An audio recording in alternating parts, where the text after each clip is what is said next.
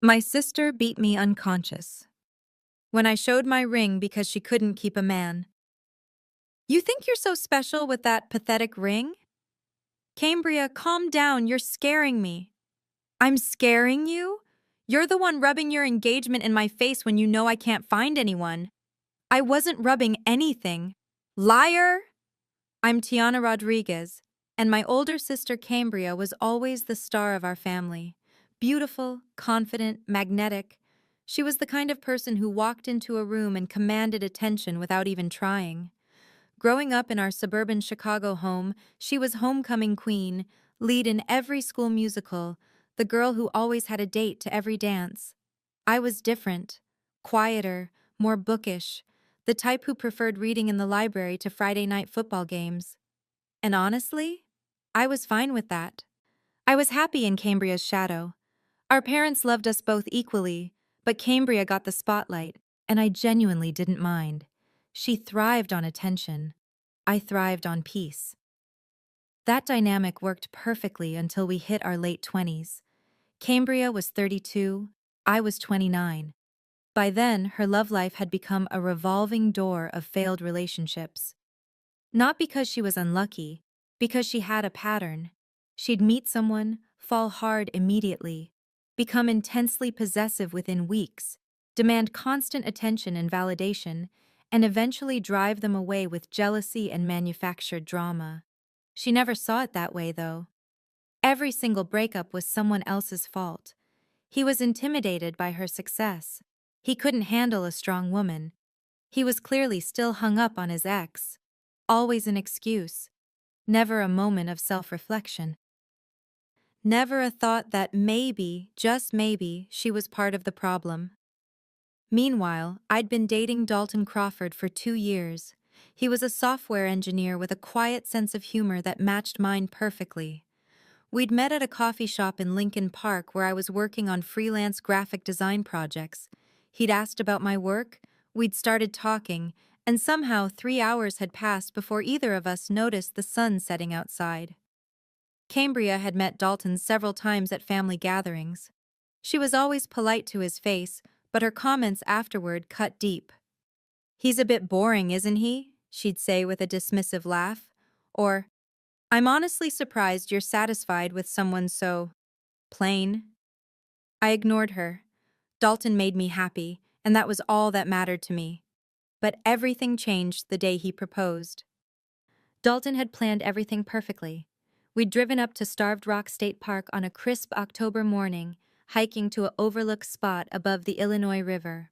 He'd packed a picnic with my favorite foods: turkey and brie sandwiches from the deli I loved, fresh strawberries, the lemon pound cake I always ordered for special occasions. The ring was simple and elegant, exactly what I would have chosen if I'd been designing it myself. A white gold band with a small sapphire surrounded by tiny diamonds. When he got down on one knee, his hands trembling slightly, and asked me to marry him, I cried happy tears and said yes immediately. I couldn't wait to share the news with my family. We drove straight to my parents' house in Oak Park that same evening. Mom, Dad, and Cambria were there for Sunday dinner, a weekly tradition we'd maintained even as adults. I walked in with Dalton, my left hand conspicuously hidden in my jacket pocket, because I wanted the announcement to be special, to see the joy on everyone's faces when they found out. Dinner started normally enough. Dad asked Dalton about his latest project at work. Mom talked about her garden and the tomatoes that had finally ripened. Cambria was quieter than usual, picking at her chicken parmesan, checking her phone every few minutes with increasing frustration. "Everything okay, sweetie?" Mom asked, concern creeping into her voice. Cambria's jaw tightened. "Fine. Just dealing with another failed dating app match. This guy seemed great. Turned out to be a complete waste of my time." There was an edge to her voice, a bitterness that had become more pronounced over the past year as her dating life continued its pattern of quick starts and dramatic endings. After dinner, I stood up, my heart racing with excitement. "Dalton and I have some news." I pulled my hand from my pocket, letting the ring catch the dining room light. "We're engaged!" Mom screamed happily. jumping up from her chair. Dad rushed over to shake Dalton's hand and pull me into a tight hug. The room filled with joy and congratulations and excited questions about wedding plans. Everyone was celebrating. Everyone except Cambria. She sat frozen in her chair, staring at my ring with an expression I couldn't quite read. Her face had gone pale, then flushed bright red. "Let me see it," she said flatly. I walked over, extending my hand proudly. The sapphire caught the light beautifully. Cambria grabbed my wrist, pulling my hand closer to examine the ring. Her grip was uncomfortably tight. "It's small." My smile faltered. "I love it. It's perfect for me." "When's the wedding?" The question sounded forced, mechanical. "We haven't set a date yet, probably next spring, when the weather's nice." She dropped my hand abruptly, almost pushing it away. "Congratulations." The word sounded hollow, like she was reading from a script. She stood up, grabbed her purse, and headed for the door. "I need to go. Early morning tomorrow." She left without saying goodbye to anyone else, without hugging me, without even making eye contact. The front door closed with more force than necessary. Mom looked concerned. That was odd. Dad tried to smooth it over, like he always did when Cambria behaved badly. "She's probably just tired. You know how she gets when work is stressful." I felt a knot forming in my stomach, but I pushed it aside. This was my moment. I wouldn't let Cambria's mood ruin it. But deep down, I knew something had shifted. Something had broken. Over the next few weeks, Cambria's behavior became increasingly strange and invasive.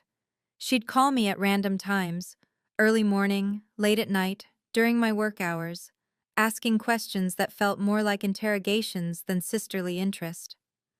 How much did the ring cost? Did Dalton get down on one knee, or was it casual? Has he introduced you to all his family yet? Like everyone? Each question carried an undertone I couldn't quite identify, not curiosity, something darker. She started making pointed comments about Dalton during family gatherings, always with a concerned expression that didn't match the sharpness in her voice. "I hope he's serious about this. Tiana's been hurt before." I hadn't been hurt before. Not significantly. She was projecting her own experiences onto me, creating a narrative that didn't exist. When I asked her to be my maid of honor, partly out of tradition, partly hoping it would help her feel included, she hesitated for a long time before saying yes.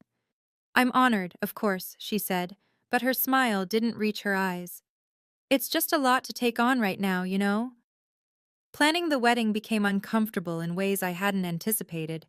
Every decision I shared with Cambria was met with criticism wrapped in fake concern. The venue I'd chosen in downtown Naperville? "It's too small. Your guests will feel cramped."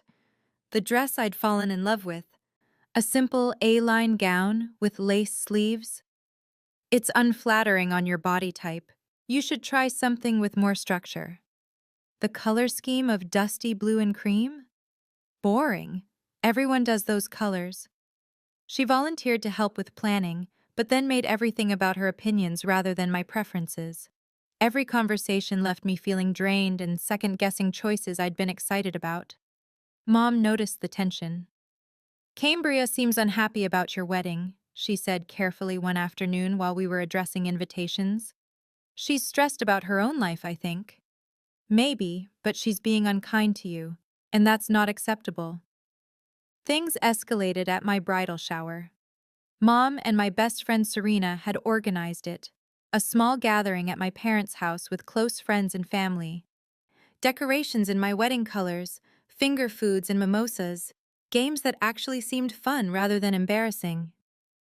Cambria arrived late, dressed in a tight red dress that would have been more appropriate for a nightclub than a casual afternoon event. It was obvious she was trying to outshine me at my own shower. She drank too much champagne and made a toast that was barely veiled hostility disguised as humor. "To Tiana," she said, raising her glass with a smile that looked more like a grimace, "who's managed to find what the rest of us can't. Must be nice to be so lucky." The room went quiet. Serena shot me a look that said, "What the hell?" Cambria's smile didn't reach her eyes. There was something cold there, something I'd never seen before. After the shower ended, Serena pulled me aside in the kitchen. Your sister has serious issues. I know. I don't know what to do about it. Set boundaries. Don't let her ruin your happiness. You deserve this, Tiana. You deserve to be happy without feeling guilty about it. 2 weeks before the wedding, Cambria called me at 11 o'clock at night, crying so hard I could barely understand her words. Another relationship had ended, this time with a guy she'd only been seeing for 3 weeks. He said I was too intense, she sobbed into the phone, that I scared him off. Why does this keep happening to me, Tiana? Why can't I find what you have? I tried to be supportive despite my exhaustion. Maybe you're coming on too strong, too fast. It takes time to build a real relationship. You can't rush. Like you'd know anything about it. Her tears had turned to anger in an instant. You got lucky with Dalton. He's just desperate enough to settle for someone like you.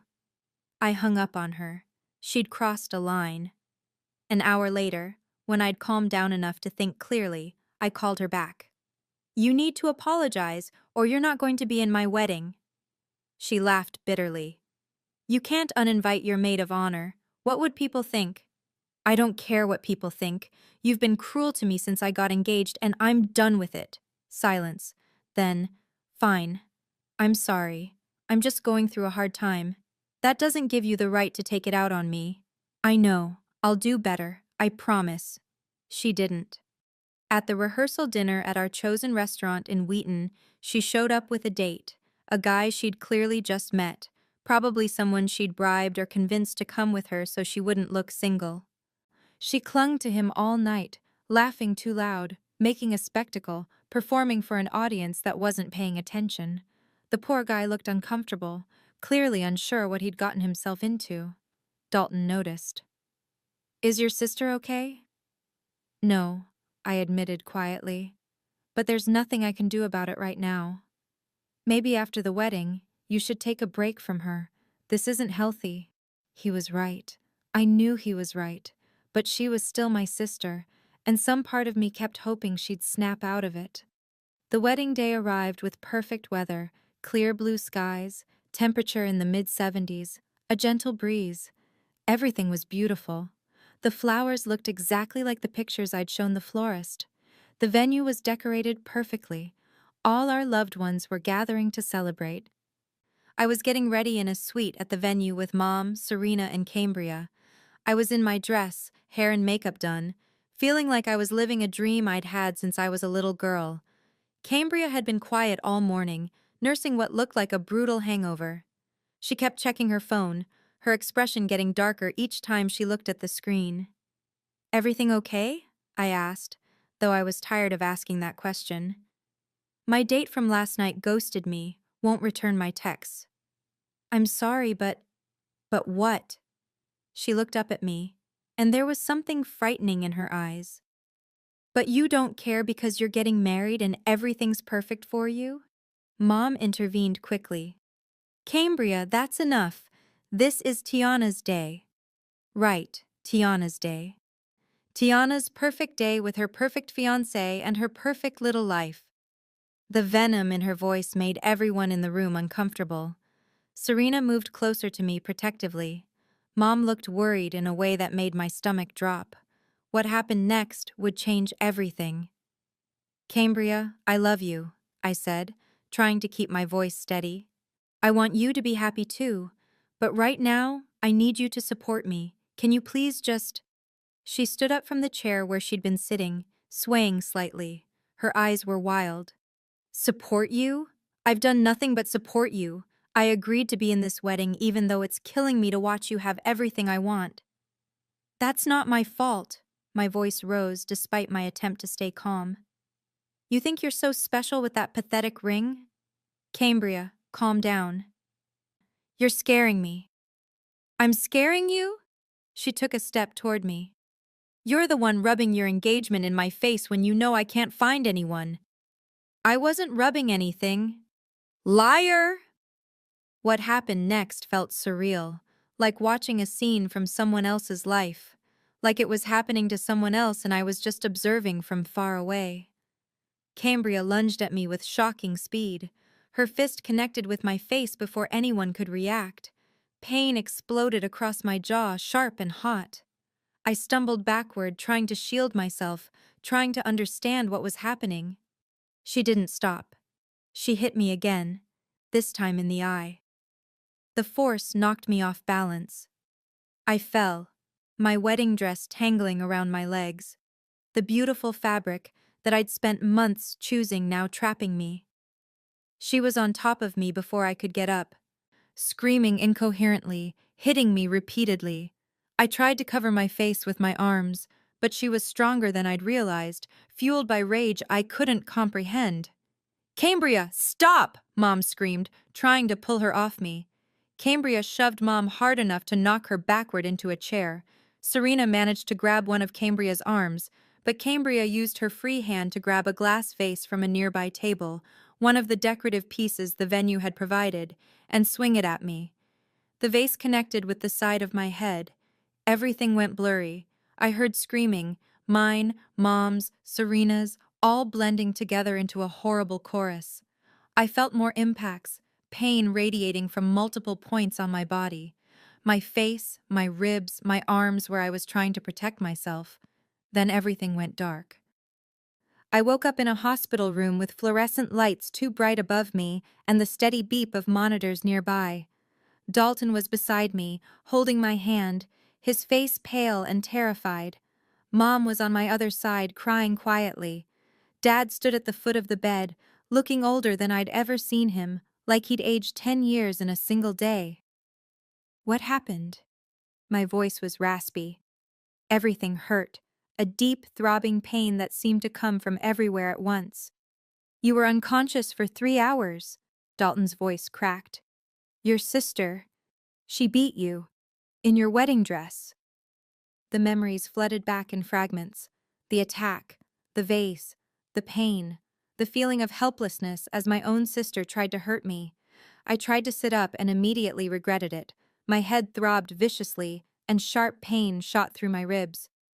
A doctor came in shortly after, explaining my injuries in clinical terms that made them sound almost routine: concussion, fractured orbital bone around my left eye, broken nose, cracked rib, severe bruising across my face, torso, and arms, lacerations requiring stitches where the vase had cut me. "The wedding," I whispered. "We postponed everything," Mom said gently, taking my hand. "That's not important right now. You're what matters." "Where's Cambria?" Dad's jaw clenched, a muscle twitching in his cheek. "Arrested. She's being charged with aggravated assault. They took her away in handcuffs." The full reality hit me then. My sister had attacked me on my wedding day. She'd beaten me unconscious because I was getting married and she was single. The violence of it, the jealousy, the complete breakdown of any sisterly bond, it was almost incomprehensible. Serena visited later that day. She'd witnessed the entire attack and had given a statement to police. Her hands shook as she talked about it. "I've never seen anything like it. She was like a different person, completely out of control, like something had broken inside her." Did the wedding guests see?" "We got you out through a back entrance before most people arrived. Your parents announced that you'd had a medical emergency and the wedding was postponed. Most guests still don't know exactly what happened. Small mercies, I supposed. At least my wedding day violence wasn't a public spectacle for everyone to gossip about." Cambria's arraignment happened while I was still in the hospital. She pleaded not guilty, claiming I'd provoked her, that she'd acted in self-defense. The evidence made that defense absurd.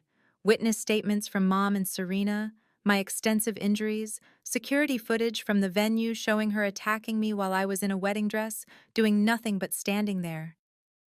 My parents were destroyed by it all. Dad disowned Cambria immediately, refusing to speak to her or about her. Mom tried to understand, tried to find some explanation that made sense of the senseless. "She's been struggling so much with her relationships," Mom said one afternoon, her voice hollow. I think she had a complete breakdown. That doesn't excuse what she did. My voice was harder than I intended, sharp with anger I was just beginning to feel. I know. I'm not excusing it. I'm just trying to understand how my daughter became capable of this. I spent a week in the hospital, then another 3 weeks recovering at home. The physical healing was painful but straightforward. Bones would mend, bruises would fade, stitches would dissolve. The emotional trauma was more complex. I had nightmares about the attack. I flinched when people approached too quickly. I couldn't look at wedding planning materials without feeling sick to my stomach. Dalton was incredible through all of it. Patient, supportive, never pressuring me about rescheduling the wedding or complaining about the chaos that had become our lives. "We'll get married when you're ready," he told me one night as we sat together on our couch. "Even if that's at a courthouse with no ceremony at all. I just want you, Tiana. That's all I've ever wanted." Cambria's trial was set for 4 months after the attack. In the meantime, she'd been released on bail with strict conditions: no contact with me, mandatory psychiatric evaluation, ankle monitor to ensure she stayed away. She violated the no-contact order twice, sending me long, rambling emails about how I'd destroyed her life, how this was all my fault for flaunting my happiness in front of her when I knew she was struggling. Each violation resulted in additional charges. She seemed determined to make everything worse for herself. The psychiatric evaluation came back with results that weren't surprising: no major mental illness, just severe narcissistic personality traits, inability to regulate emotions, and poor impulse control. Essentially, she was selfish and entitled, not insane. She knew what she was doing when she attacked me. She just didn't care about anything beyond her own pain. The trial was brief. The evidence was overwhelming: multiple witnesses, video footage, my extensive injuries documented in medical records, her repeated violations of the no-contact order. Her lawyer tried to argue for leniency based on her lack of criminal history, but the judge was unmoved. "Miss Rodriguez," the judge said, looking at Cambria with clear disgust, "you brutally attacked your sister on what should have been the happiest day of her life. You beat her unconscious because you were jealous of her engagement. You've shown no genuine remorse, only self-pity and blame. This court sentences you to 5 years in prison with credit for time served, followed by 3 years probation and mandatory counseling." Cambria's face crumpled.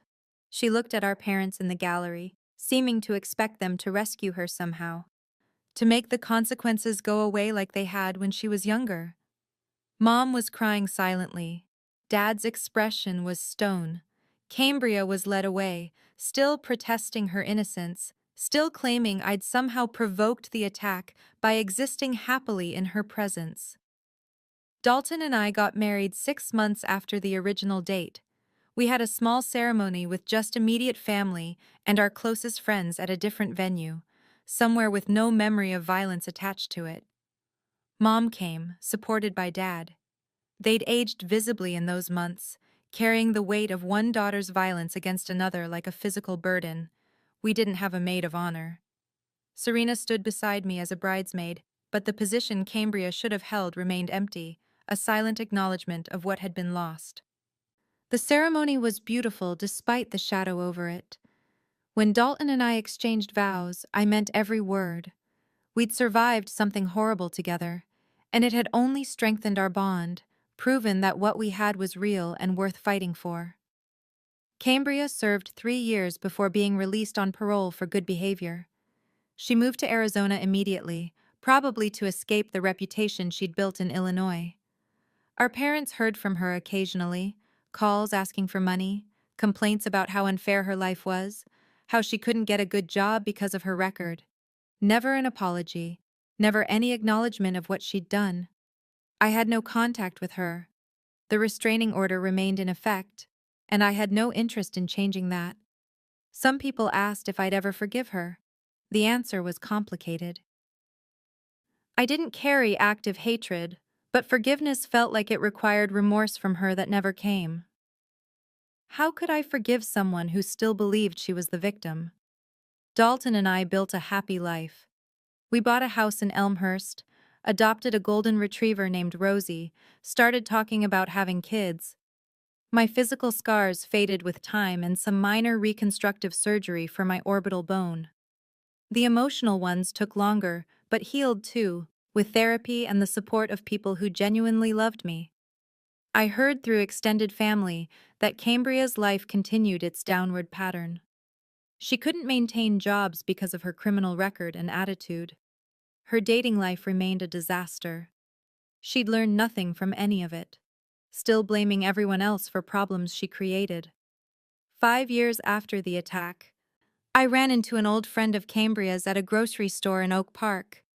We chatted awkwardly, and eventually she said, "I hope you know that most people from back then don't blame you for what happened. Cambria always had that mean streak when things didn't go her way. We all saw it." I hadn't realized I'd been carrying guilt about somehow contributing to Cambria's breakdown until those words released it. I thanked her and went home lighter. My parents struggled with the permanent loss of their relationship with Cambria. Mom particularly had a hard time accepting that her daughter had become someone she no longer recognized or wanted in her life. Dad was firmer about the boundary. After watching his daughter get beaten unconscious in a wedding dress, he'd closed that door permanently. When Dalton and I had our first child 3 years ago, a daughter, my parents were overjoyed. We named her Claire, after my grandmother. We deliberately chose not to include any connection to Cambria. People who know our story sometimes ask if having a daughter made me understand Cambria better, made me want to reconcile. It didn't. Becoming a mother made me understand our parents' pain more deeply, made me realize how devastating it must have been to watch one child try to kill another out of pure jealousy. Cambria sent a card when Claire was born.